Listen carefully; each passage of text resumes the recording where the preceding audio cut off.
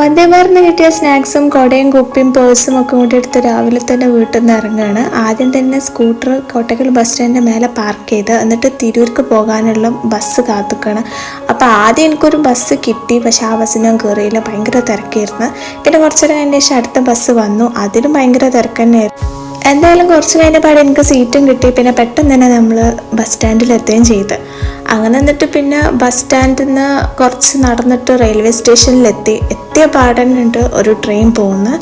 അത് കഴിഞ്ഞിട്ട് പക്ഷേ എൻ്റെ ട്രെയിനാണെന്നുണ്ടെങ്കിൽ ലേറ്റും കൂടി ആയതുകൊണ്ട് 1 മണിക്കൂർ ഞാൻ സ്റ്റേഷനിൽ വെറുതെ ഇരുന്നപ്പോൾ ഒരു കോഫിയും പരിപ്പുവടയും കഴിച്ചു. ആ പരിപ്പുവട കാണുന്നുണ്ടെങ്കിൽ ഭയങ്കര ടേസ്റ്റായിരുന്നു. ഇതാണ് പ്ലാറ്റ്ഫോമിൻ്റെ ഒക്കെ അവസ്ഥ. അവിടെ എന്തൊക്കെയോ പണി നടക്കുന്നുണ്ട്, അധികമൊന്നും ആൾക്കാരൊന്നുമില്ല. പിന്നെ കുറച്ച് നേരം കഴിഞ്ഞ ശേഷം അടുത്തേയും ട്രെയിൻ വന്നപ്പോഴൊന്നും എൻ്റെ ട്രെയിൻ എത്തിയിട്ടില്ല കേട്ടോ. ബൈ ദ വേ ഞാൻ പോകുന്നത് ഒറ്റപ്പാലം വരിക്കാശ്ശേരി മന കാണാൻ വേണ്ടിയിട്ടാണ്. ഈ ട്രെയിനിന് ശേഷം എൻ്റെ ട്രെയിൻ തന്നെ ആകും വരിക എന്ന് വിചാരിച്ച് നിന്നു. അതുപോലെ തന്നെ വന്നു. ഒരു 12:30 ആയപ്പോൾ സെക്കൻഡ് ക്ലാസ് ആണ്, ഫസ്റ്റ് ടൈമാണ് സെക്കൻഡ് ക്ലാസ്സിൽ ഞാൻ യാത്ര ചെയ്യുന്നത്. അപ്പോൾ അതിൻ്റെ ഉള്ളിലൊക്കെ ഇങ്ങനെയായിരുന്നു അവസ്ഥ. എൻ്റെ കൂടെ ഒരു ചേട്ടനാണ് ഇരിക്കുന്നത്. അപ്പോൾ നമ്മളുടെ ട്രെയിൻ അത് തിരൂർ സ്റ്റേഷനിൽ നിന്ന് എടുക്കുന്ന. ഞാനാണെന്നുണ്ടെങ്കിൽ തിന്നാൻ വേണ്ടിയിട്ട് സ്നാക്സ് ഉണ്ടല്ലോ എൻ്റെ അടുത്ത്, അപ്പോൾ അതിങ്ങനെ കുറച്ച് നേരം കഴിഞ്ഞപാടെ തിന്നാൻ തുടങ്ങി. ആകെ എനിക്ക് 1 മണിക്കൂറേ യാത്രയുള്ളൂ. ട്രെയിനാണെങ്കിൽ നല്ല സ്പീഡിൽ പോകുന്നുണ്ട്. അപ്പോൾ ഞാൻ ഈ തിന്നുന്നത് കണ്ടിട്ടോ എന്തോന്നറിയില്ല, തൊട്ടടുത്തുള്ള ചേട്ടനും ഇതിലൂടെ കടല അങ്ങനെ ഓരോന്നും ഇങ്ങനെ പോകുന്നുണ്ട്, ഓരോരുത്തരിങ്ങനെ വിൽക്കാനേ. അപ്പോൾ ഈ ചേട്ടൻ അത് വാങ്ങിക്കാണ്ട് അതുകൊണ്ട് ഇരുന്ന് തിന്നണം. സെക്കൻഡ് ക്ലാസ്സിൽ ഞാൻ വിചാരിച്ചത്ര അത്ര തിരക്കൊന്നും ഉണ്ടായിരുന്നില്ല. പക്ഷേ ഈ ഓരോ സാധനങ്ങൾ കടല, വെള്ളക്കുപ്പി അങ്ങനെ ഓരോന്ന് ഇടയ്ക്കിടയ്ക്ക് പോകുന്നുണ്ടായിരുന്നു. എന്തായാലും 1:30 കറക്റ്റ് ആയപ്പോൾ ഞാൻ ഒറ്റപ്പാലം റെയിൽവേ സ്റ്റേഷനിലെത്തി. അവിടെ നിന്നിട്ട് അടുത്തുനിന്ന് തന്നെ ഒരു ഫുഡൊക്കെ കഴിച്ചിട്ട് ഓട്ടോറിക്ഷ കയറി ഡയറക്റ്റ് വരിക്കാശ്ശേരി മനയിലേക്ക്. അപ്പോൾ അതിൻ്റെ ഉള്ളിൽ ഇത് പാർക്കിംഗ് ഏരിയ ആണ്. അപ്പോൾ ഇത് കഴിഞ്ഞ ശേഷം ആ കാണുന്ന ഓരോരോ വീടുകളാണ് നമുക്ക് കാണാനുള്ളത്.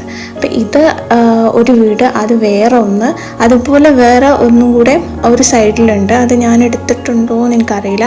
അപ്പോൾ ഇതാണ് നമ്മൾ 6-ാം തമ്പുരാൻ ദേവാസുരം ബ്രഹ്മയുഗത്തിലൊക്കെ കാണുന്ന ആ വീടിൻ്റെ മുൻവശം. അപ്പോൾ ഇതിൻ്റെ ഉള്ളിൽ ഉള്ള ഒരു സ്ഥലം നടുമുറ്റം പോലെയൊക്കെ ഉണ്ട്. ഇത് രാപ്പകൽ സിനിമയിലൊക്കെ നമ്മൾ കണ്ടിട്ടില്ലേ, ആ ഒരു ഏരിയ ആണ്.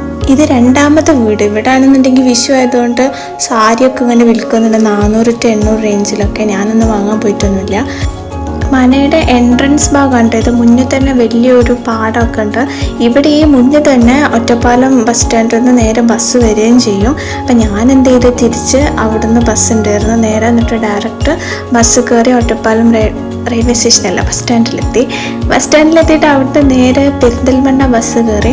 ആ ബസ് കയറിയ സമയത്ത് ആണ് ഒരു സൈഡിൽ വലിയ മല. അത് കുറേ നേരം ഞാൻ വിചാരിച്ച് തീരണേ ഇല്ല. അപ്പോൾ പിന്നെ വിചാരിച്ച് അതും കൂടി ഒന്ന് ഷൂട്ട് ചെയ്യാണ്. അനങ്ങൻ മല അങ്ങനെ എന്തോന്നാ പേര്. ഞാൻ കുറച്ച് കഴിഞ്ഞപ്പോൾ ഒരു പേരൊക്കെ കണ്ട്, ഒരു വന്യജീവി സങ്കേതമാണ്. ഞാൻ ബസ്സിൽ നല്ല ഉറക്കമായതുകൊണ്ട് തന്നെ ബസ് സ്റ്റാൻഡ് എത്തുന്നതിന് മുന്നേ തന്നെ ഞാൻ ഇറങ്ങുകയും ചെയ്തു. എന്നിട്ട് ബസ് സ്റ്റാൻഡിലേക്ക് നടന്നിട്ട് കോട്ടക്കൽ ബസ് കയറിയിട്ട് ഡയറക്റ്റ് നമ്മൾ കോട്ടക്കൽ ഒരു 6:30 ഒക്കെ ആവാൻ നേരത്തെത്തി. എന്നിട്ടാണ് നമ്മൾ സ്കൂട്ടർ എടുത്തിട്ട് നേരെ വീട്ടിലേക്കും. അപ്പോൾ ഇത്രയുള്ള ടാറ്റ.